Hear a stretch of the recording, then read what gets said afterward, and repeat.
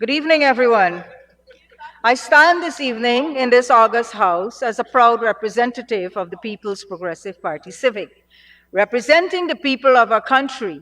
On the onset, I want to say that this budget is about people and country. It has something for everyone, and its gender mainstreaming component ensures that women benefit equitably. In the 4 years prior from 2020 to now, the PPP civic government has fulfilled its manifesto promises and delivered beyond our people's expectations. Madam, permit me to join my colleagues to convey my congratulations to my comrade, the Honorable Dr. Ashni Singh, for such a well-thought-out strategic plan for our country. You, my comrade, delivered in your eloquent style Budget 2025, offering our people goodwill, increased wages, salaries, improved conditions of living, wealth creation through education, skills training, job creation, entrepreneurship, and so much more. This budget will ensure that our people live longer, healthier lives because of the top-of-the-line healthcare services to be provided across our country. Gradually, the disparity in the healthcare system will be removed between rural, urban, and hinterland areas. I would like to extend gratitude to the staff across government and the Ministry of Finance who prepared Budget 2025. We are here promoting and defending your social sectorial projections so that you can continue to provide the services that our people deserve.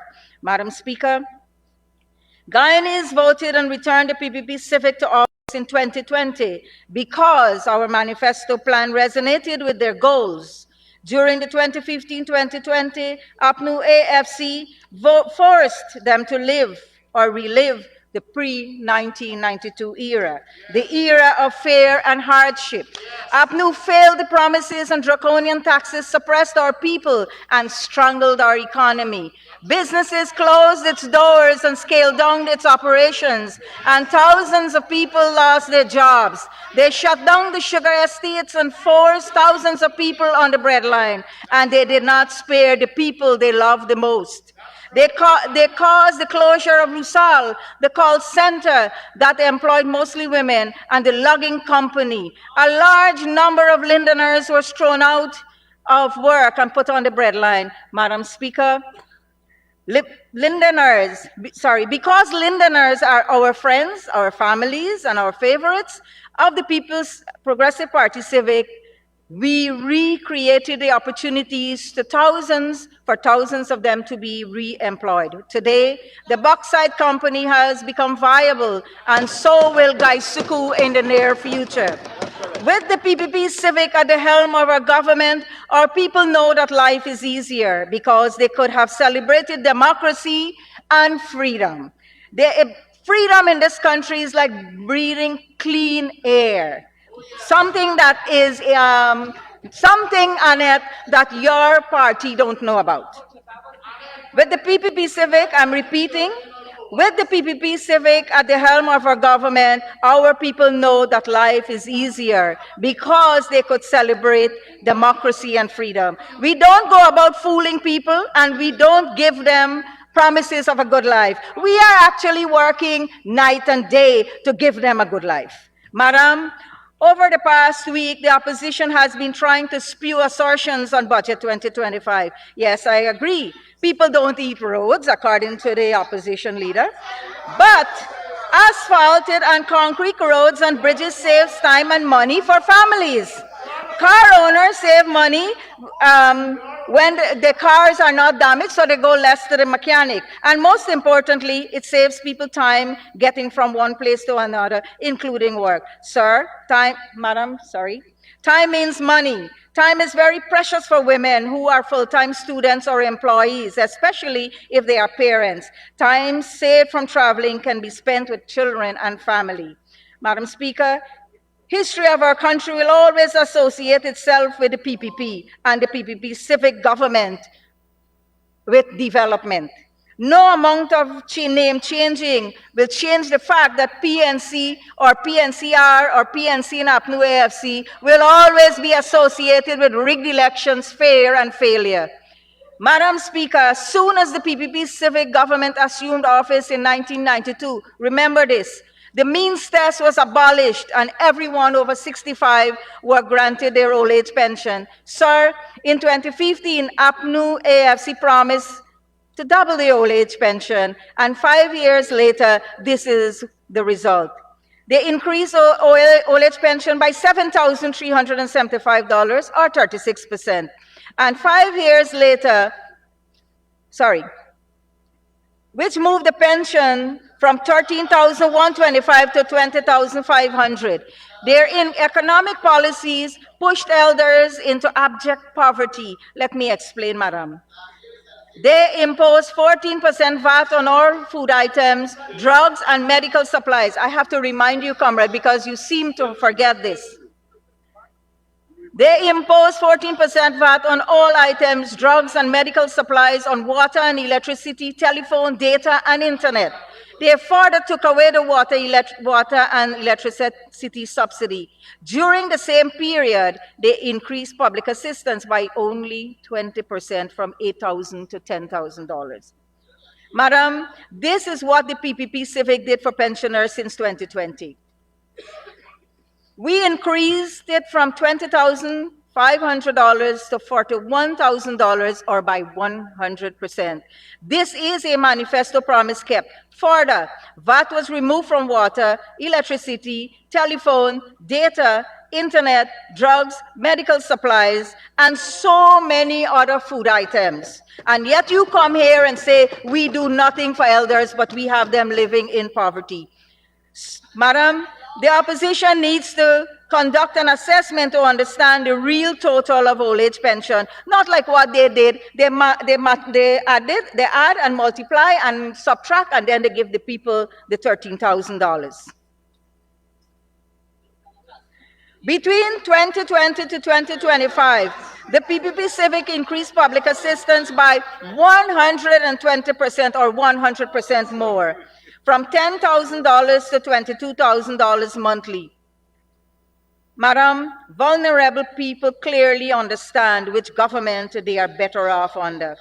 Madam, in 2020, our PPP Civic government unveiled its manifesto plans in Budget 2020 under the theme, Our Plan for Prosperity. In 2025, we continue our country's development trajectory under the theme, A Secure, Prosperous, and Sustainable Guyana. This proves that the PPP Civic Manifesto and our group of hardworking, vibrant leaders, headed by His Excellency the President, Dr. Muhammad Irfan Ali, and our Vice President and General Secretary of the PPP, Dr. Bara Jagdev, proved that they have what it takes to transform Guyana into a modern country. We will continue to work hard with the people of Guyana, for the people of Guyana, to improve their lives. In our 5th year in government, the PPP Civic not only removed VAT from more than 200 items, but we have not imposed a single tax on our people in all these 5 years. Our prudent measures instead put billions of dollars in disposable income each year into the hands of our people. Over the last 4 years, people can see development and progress in every sphere, even though the government had to deal with more than 2 years of coronavirus pandemic, flood, drought, and threat from Venezuela. Madam, part of my job is to be with our people, to listen to their criticism and recommendations, to provide answers to their questions, but more than that, to be with our people and involve them in nation building. Madam Speaker, recognizing that culture and tradition kept women behind in every sphere of society, the PPP Civic invested heavily in education and training because it knows that education is the key that will bring women and our people out of poverty. We must remember that Guyana achieved universal primary education by the year 2014, and government is working to achieve universal secondary secondary education. The Ministry of Education has invested heavily in teachers training across Guyana over the last 4 years. Approximately 4,378 teachers were trained, and the ministry is introducing new teaching methods and smart classrooms for our students. All courses at the University of Guyana will be free commencing this year. And since 2024, all student loans are being written off, another manifesto promise kept. Our manifesto promised 20,000 scholarship targets has been surpassed with over 29,758 scholarships. Of this, 21,436 of these persons, or 72% of the beneficiaries, are women. This is something I cannot find words to thank the People's Progressive Party for. While the formal school system prepares children for higher education, the Guyana Women's Leadership Institute developed courses for women and girls who drop out from school under the Women Innovation and Investment Network. The courses aim to empower women and girls with accredited technical and vocational training, entrepreneurial skills, and access to financing opportunities. The very long list of courses offered is accessible to women across Guyana. From 2021 to 2024, over 12,000 women have been trained. The Board of Industrial Training trained 5,077 males and 7,688 females. Again, we have seen that 60% women benefited from these courses, taking women to another level in our country. This is promoting gender inclusivity in a male-dominated profession. Madam, to include those persons who had to leave school for various reasons and couldn't find jobs in the formal establishment, when the National Pathway Workers Program was created. Since 2022, 10,751 persons were employed, or more than 75% were women. And in 2024, this number rose to 15,283 persons. That is the same 75%. Sir, this pathway work is creating wealth for low-income workers in Guyana, especially for women. They work in community enhancement. They function as clerks and receptionists in offices, especially in an environment where we have short labor. To have people living longer, healthier lives, the promise of decentralizing our healthcare services to every region is a manifesto promise kept. 6 of the 12 regional hospitals will be open later this year. And the opposition, Madam Speaker, is talking about where are we going to get people to staff these hospitals. Well, the answer was out there because the Minister of Health, Dr. Anthony, said that of the thousands of medical professionals graduating this year from local and international institutions, those will be placed in those hospitals. And if more is needed, healthcare workers will be hired from other countries. People are taking our workers, so we will now try to get back some of them. Madam Speaker, the PPP civic government has been working since 1992 to help our people to become homeowners. And this intensified in the last 4 years with 40,290 house lots and over 2,000 homes built for new homeowners. Madam Speaker, of this amount, 18,530 house lots, or 46%, were allocated to women. There was a time in our country, Madam Speaker, when women owned no property, and all property was owned by men.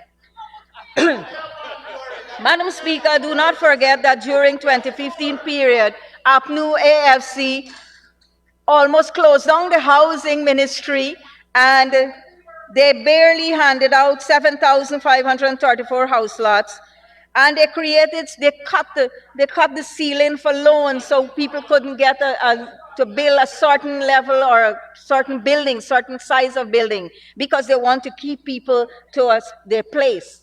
You know, low-income people have a place. They want to keep them there. So, Madam Speaker, in pre-1992 period, the PNC Under the PNC, women spent hours fetching water. Today, Honorable member. 98.3% of our women are getting water in their homes. You They're getting require water 5 in their minutes to homes. conclude now. Madam Speaker, the Honorable member.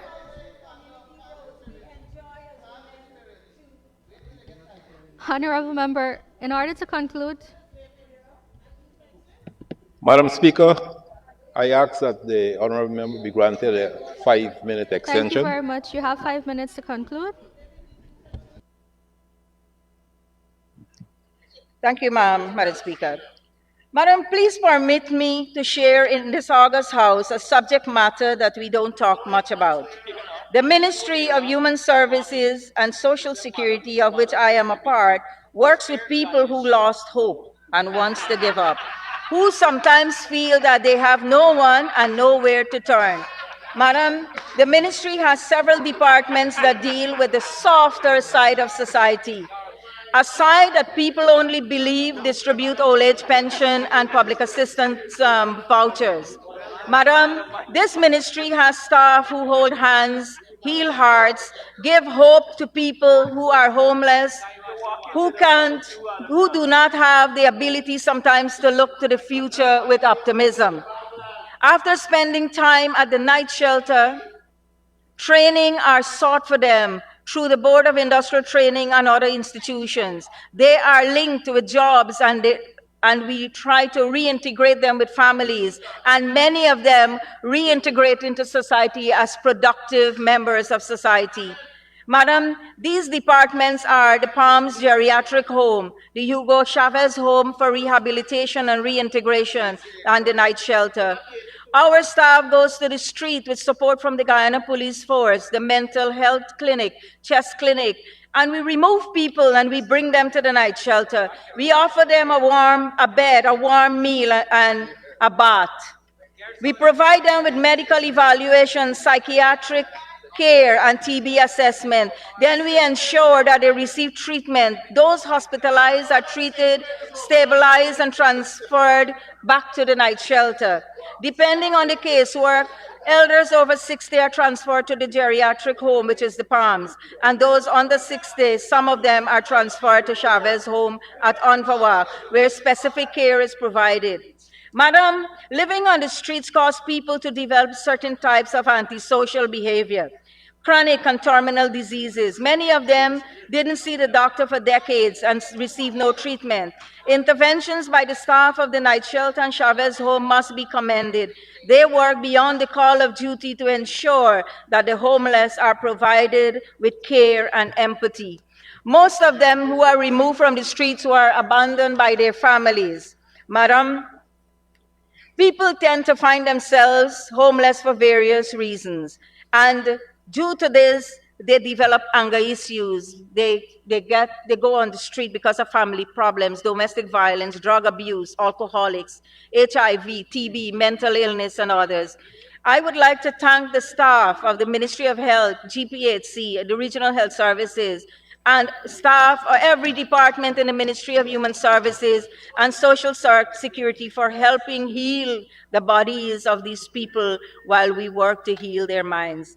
The night shelter is a premier institution of its kind that will become a shining example of what care for the vulnerable is all about.